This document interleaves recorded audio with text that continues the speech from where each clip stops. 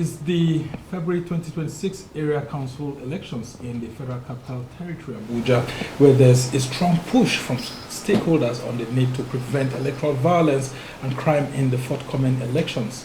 The National Security Advisor, Nuhu Ribadu, had recently handed a warning on the need to prevent electoral violence and rigging at the second regular consultative meeting of the Interagency Consultative Committee on Election Security in Abuja, hosted by the Independent National Electoral Commission, INEC, vowing to deal with offenders. Now, with barely 6 months to the area council elections, stakeholders in the FCT are being mobilized and exposed to sections of the Electoral Act that deal with electoral offenses and violence to enable them monitor and report it during FCT area council election. Meanwhile, the Independent National Electoral Commission says it has approved the devolution of the ongoing voter registration to ward level in the FCT ahead of the council elections in the territory. Sam Olumekun, INEC National Commissioner and Chairman Information and Voter Education Committee, announced this in a statement in Abuja on Saturday.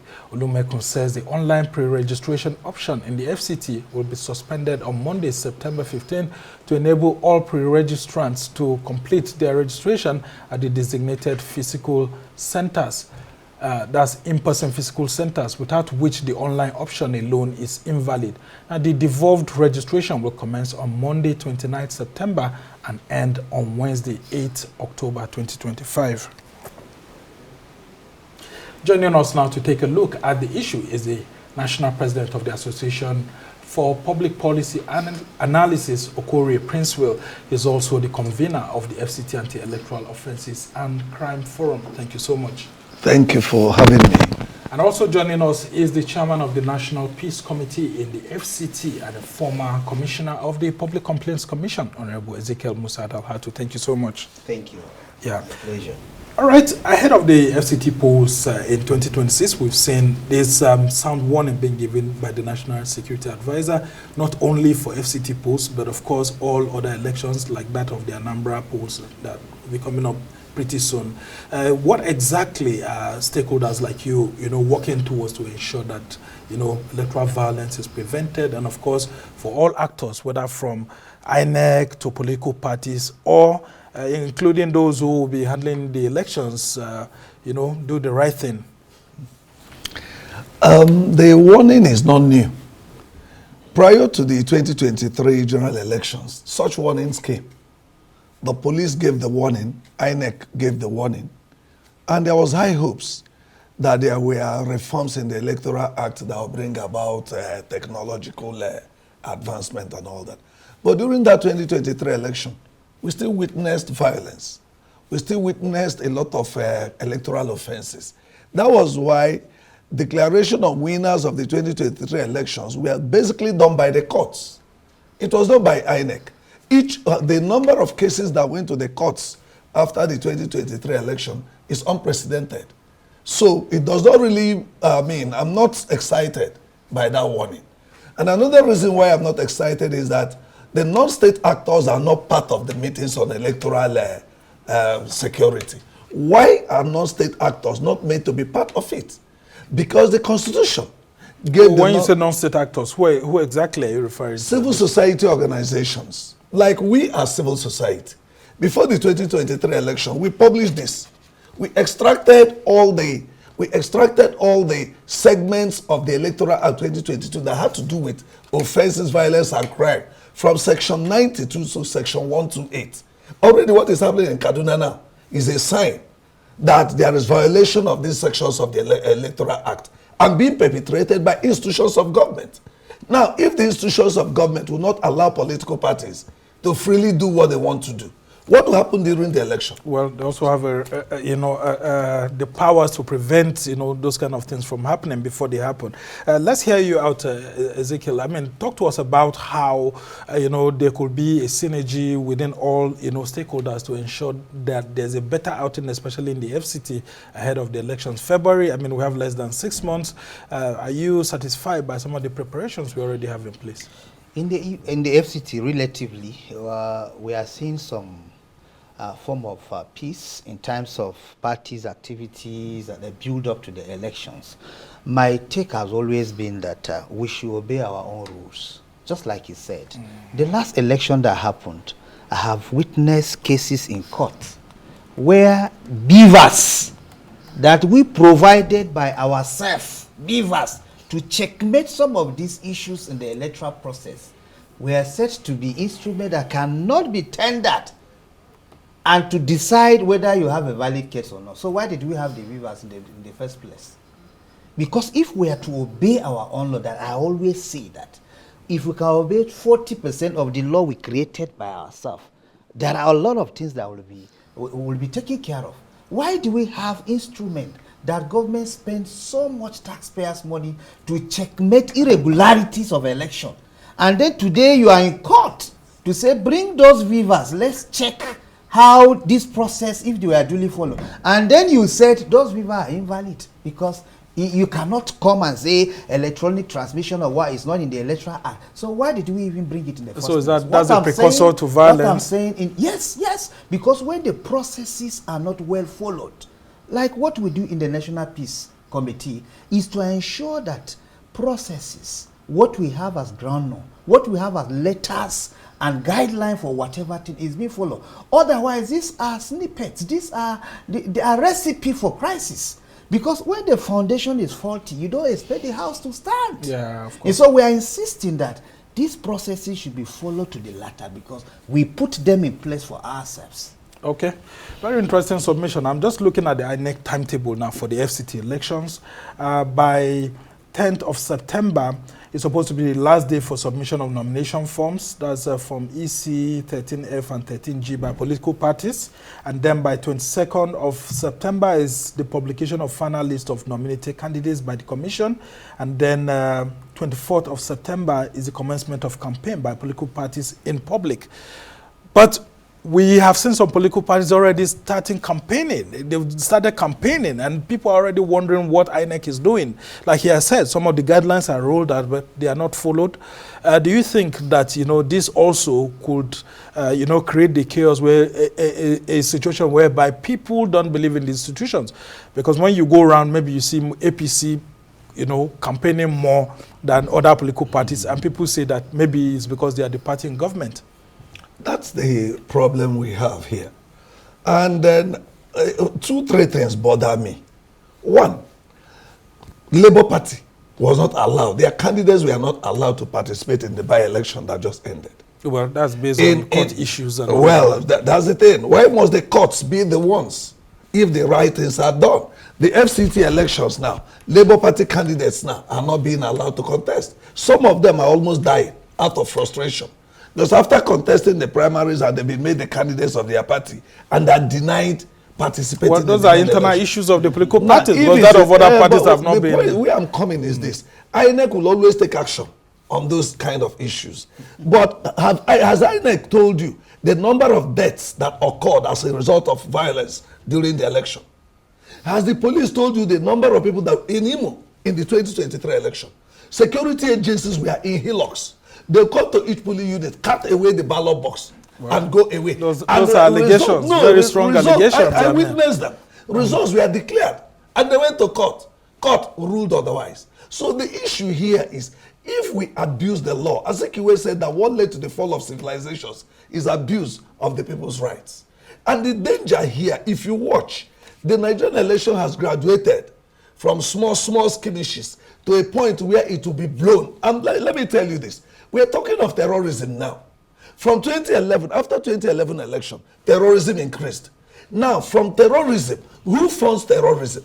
What are the attributes of terrorists? One, anybody that can't obey the law, that can carry away ballot box, is worse than any terrorist. Well, but INEC said carrying away a ballot box doesn't, count any longer. Anybody because just be an exercise in denies people opportunity, because the terrorists, what do? They cut away people. Kidnappers carry people against their will. And then the laws, they disobey the laws. So the people that perpetrate thuggery during elections, those that benefit from it are terrorists. Any leader or whoever benefits from electoral violence and offenses is a criminal. And there's no how society can move with such people. All right. So the national security advisor, I attended a program there sometime.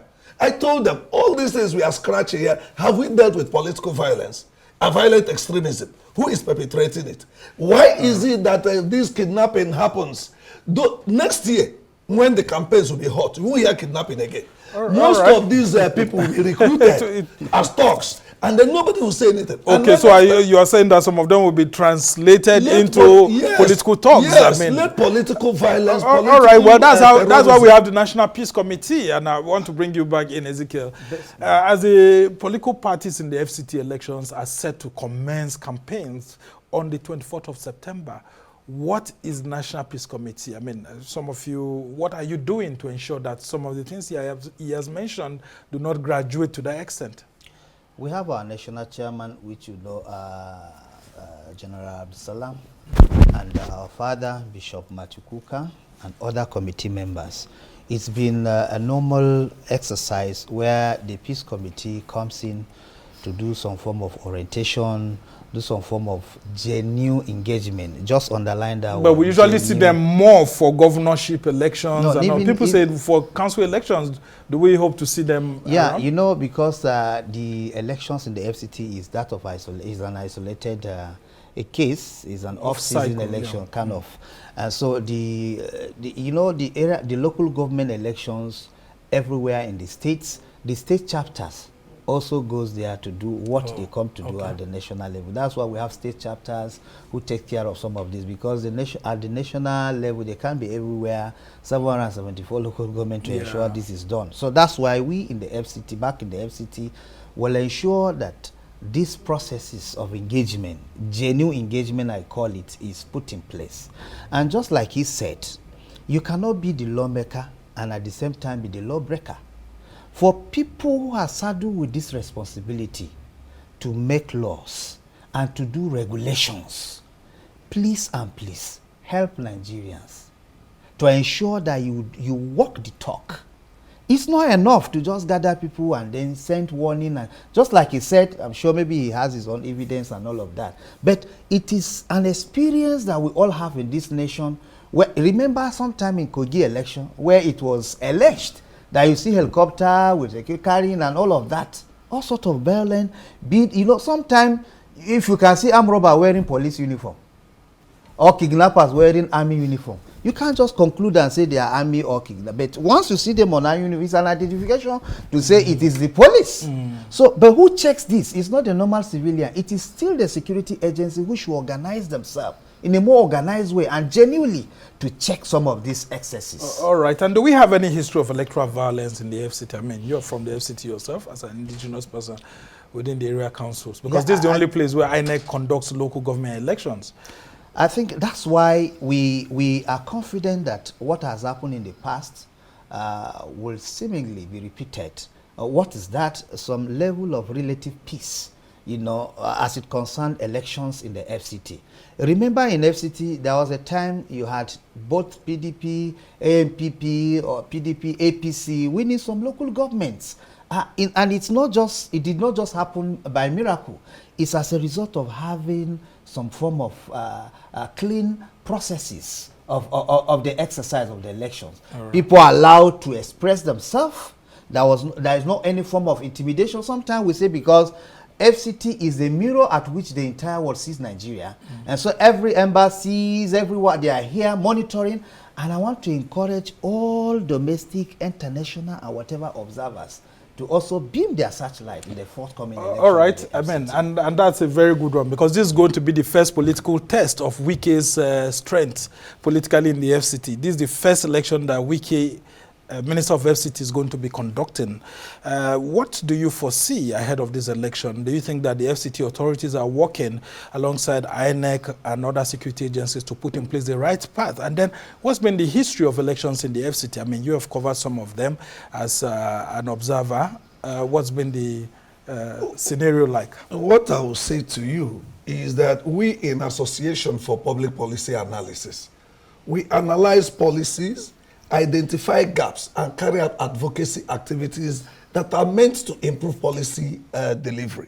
Policies are made not just on paper, but to be delivered. Contrary to even looking at only the security agencies, FCT has orientation agency that has the responsibility of public enlightenment and generating feedback. FCT has a Nigerian Security and Civil Defense. They have the police. National Human Rights Commission is in FCT. That is why in our association now, in order to prevent it, we expect that voter education is part of the responsibility of INEC. And we expect that the orientation agency, political parties too, who are the beneficiaries of the elections. Yes, we believe that the political parties have responsibility, but the institutions of state that budget is made for to enlighten the citizens and generate feedback should be able to put resources there. That's why we are now on our own organizing FCT, Anti-Electoral Violence and Crime forum that will hold on 17th of September. But what we are observing, none of these agencies, they have agreed they will come, but none has agreed they have 1 naira to do such program. Well, they will tell you, I'm coming. Again, why is it that there's no enlightenment by INEC, security agencies, orientation agencies? Well, INEC keeps saying that they don't have enough budget for that, and political parties should also help. Voter education is part of their job. Their job is not only to deny candidates participation in elections. Why is it that they are avoiding Section 92 to Section 128? Why is it that the security agents are avoiding it? Even the meeting you said the National Security Advisor participated in, why is he not charging them? To let Nigerians, most of these youths, they use for thuggery, don't even know the punishment that awaits them. They think it's a normal thing. All right, but you have not answered my question. I mean, preparatory to the election, this is the first test under the Minister of the Federal Capital Territory. Now is to organize Do you think that the FCT administration is working properly well with INEC and others to ensure that there's a conducive environment for the election to take place and for citizens to go out and exercise their voting franchise? That is why we are organizing this program. We invited His Excellency Yeso Wike to participate. We invited orientation. We've invited all of them, even INEC, even National Center for Counter-Terrorism. We invited all of them, even DSS. We invited them to come and let us know. And then let us know what civil society people can do to support them to prevent, to monitor this segment of the Electoral Act is important. Because we cannot be suffering kidnapping every day, suffering terrorism every day, suffering... The other question I ask you, sorry, I had to just cut in because of time, is there any history of electoral violence in Abuja that's making you to, feel that you need to actually put out these, arrangements, including enlightenment and all of that? Without telling you the history, there's what they call structural violence. People could be quiet, not that they are comfortable. Whether we've seen or not, with what happened in 2023, we feel there is need because it may happen. It may happen if it's not checkmated. All right. Very strong views there. And I bring you in, Ezekiel. Talk to us about how the political parties need to also conduct themselves very well. Because if there's violence, they are the beneficiary of the outcome of the election. So they need to actually mobilize people to ensure that their votes are well protected and all of that. Work with INEC to ensure seamless elections hold here and there. And then you have the traditional institutions. Then you also have other community leaders and all of that. How do you think all of them can join hands with the FCT administration and INEC to ensure that we have seamless elections ahead? First, with the political parties, house cleaning is very, very important as it concerns the build-up to any election. Because when you have a political party that is in disarray, with so much wrangling internally, and then you have some kind of rift within them, then there is no house that is divided against its tenants that will ever stand. So the political party need to also obey their own rules. You will hear them say we have party guidelines. We have party guidelines. But they will decide to, you see some political party wielding impunity, especially in position of in position of candidates and all of that. And you see, how do you explain when you see party members going to court to challenge the processes of their own parties? So it starts from there. And it needs internal democracy, and we need to engender it. We need to really ensure that this is brought to the, to the effect that political parties will even obey their own rule and do things the way they are supposed to do. Now, one other issue that we are neglecting, I don't understand how we keep doing the same thing and we are expecting this, a different result. Technology has been a major factor of eradicating rigging, eradicating violence and all of that, but we seem to neglect it. Well, I hope We will not use beavers. On the 21st of February 2026, in the area council election, I hope we will not use beavers. And then at the end of the day, make it inconsequential when you have electoral cases to decide. Especially when you go to court. So we should use technology. We should use, I want to see, we have only 62 electoral wards in the FCT, for instance. I want to see drones deploy everywhere to check violence, check the processes, to check people who are snatching ballot. In fact, if you use technology adequately, snatching of ballot paper will become arcade. It will become a pretty... all right, very quickly, practice. Before I bring him in and we go, I want to ask you the same question. This is the first time that Nyesom Wike will be conducting elections in the FCT. How do you think that he has been working with other stakeholders, very briefly, to ensure that we have seamless elections ahead?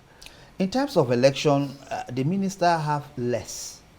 Less, I mean, because he does not have the constitutional mandate to conduct any election. Yeah, but he has to create a conducive environment. He should ensure that all parties involved are brought to the table and work with us, the National Peace Council, to ensure that they agree and sign an accord, as we usually do, in order not to pay, and then also sign an undertaking that people should be held responsible for any act of violence perpetrated by them. All right. If we do this and ensure that all hands are on deck, and then you try to be neutral to bring everybody on board, I tell you, his name will be written in God, because this will be the first test of his capacity to conduct free, fair, and credible, and monitor credible election. All right, as we round off this conversation, Princewill, talk to us about what INEC needs to do to guarantee more confidence in the electoral process,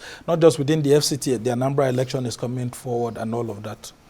For me, there has to be a joint monitoring team, a joint anti-electoral violence and crime monitoring team for the elections.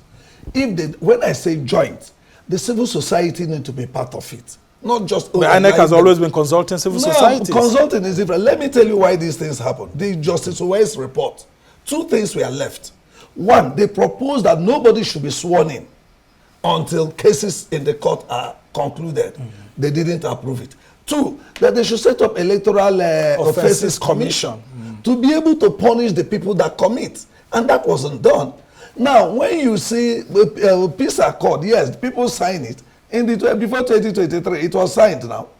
At the end of the day, what are we seeing today? So what I think is that the National Security Advisor and the Counter-Terrorism Center, DSS, police, INEC, they should see it as a national challenge to have a team of people that will monitor elections and the polling units to bring out reports. So that how many people can you monitor? Well, I mean, if the midst of it is all set up, Nigerians. they have units all over the world. When they do election, there are people that do it all over the political wards. What is difficult in that? Will you compare it to bad governance that criminally handled the election will produce?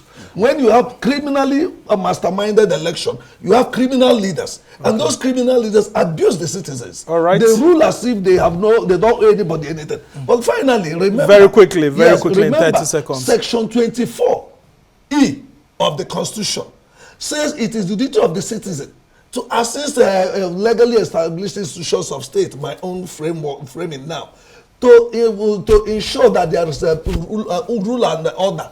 Peace and order is rule of law and order. All right. But who are they? Are the citizens participating? That's a very fine place to actually leave it. I can see how passionate you are about it. Okorie Princewill is the convener of the FCT Anti-Electoral Offences and Crime Forum and leading voice in the civil society in the FCT here. And then, of course, we've also had the Honorable Ezekiel Musa Dalhatu, former Commissioner, Public Complaints Commission, and then, of course, he's the FCT Chairman of the National Peace Committee, joining us. Let's all hope that all you've said and the proposals you've brought in place as stakeholders will help to ensure that, there's peace ahead of the elections, during the elections, and after the elections. We must thank you so much for joining us. And that's the much we can take on this edition of This Week. Thanks to our production team here in Abuja, Lagos, and London. Do join us same time next week for another exciting edition. I'm Somna Sambo.